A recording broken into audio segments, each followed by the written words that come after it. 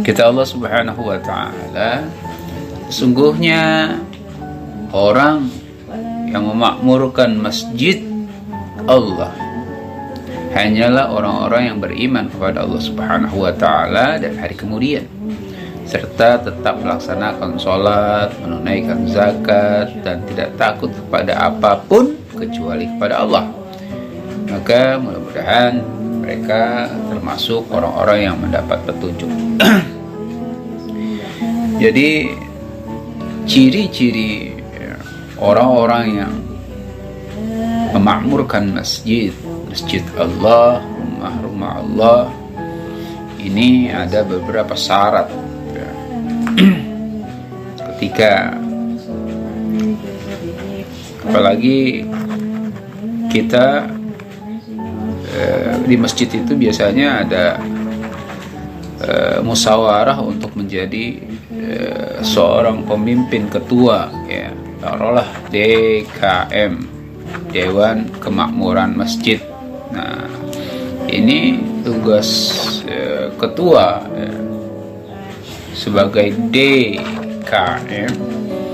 Ini tentu saja sesuatu amanah yang sangat berat, ya.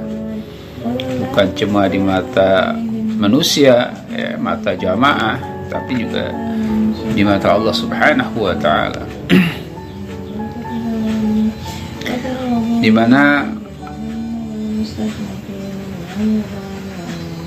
harus memenuhi beberapa syarat, ya, agar kita sebagai orang-orang yang memakmurkan masjid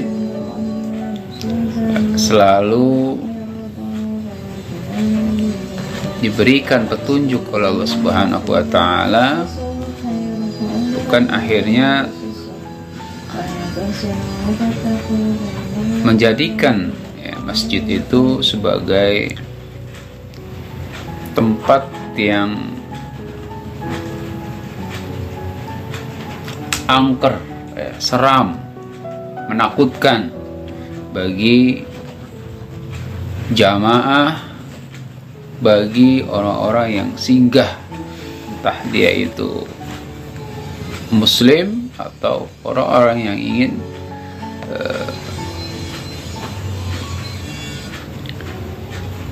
bermukim di situ.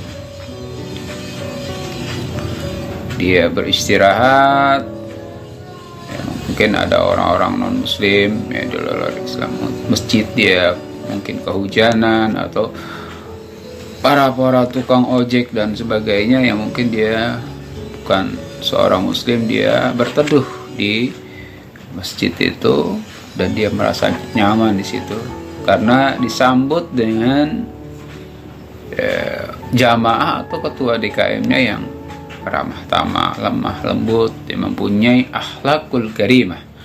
Nah, di sini kata Allah Subhanahu wa Ta'ala, orang-orang yang memakmurkan masjid diantaranya adalah, disebutkan sesungguhnya orang yang memakmurkan masjid Allah hanyalah orang-orang yang beriman kepada Allah. Pertama, dia beriman kepada Allah Subhanahu wa Ta'ala dan hari kemudian. Gak boleh masjid itu kita tunjuk, di situ ada orang-orang yang bukan non muslim, kayak pemilihan RT gitu. Nah, ini kan kawasannya masalahnya akidah. Di situ ada orang di musyawarah rapat itu orang-orang yang beriman kepada Allah Subhanahu wa Ta'ala. Nah, ini juga harus benar-benar diyakini keimanannya kepada Allah dan Rasulnya dan hari kemudian. Dilihat dari mananya, dia selalu tetap melaksanakan sholat, sholat 5 waktunya terutama. Dia selalu menunaikan zakat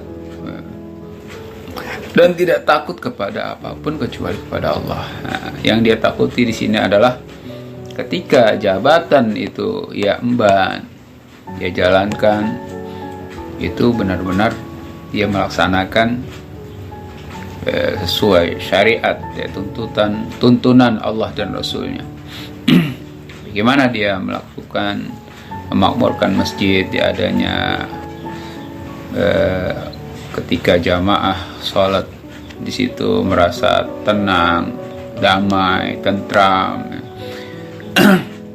Terus diadakanlah kegiatan-kegiatan yang menarik jamaah maupun orang di luar jamaah itu tertarik untuk mengikuti kajian atau kegiatan-kegiatan yang dilakukan oleh masjid itu sendiri, terutama dari ketua DKM-nya, ya. Nah, dalam melaksanakan itu,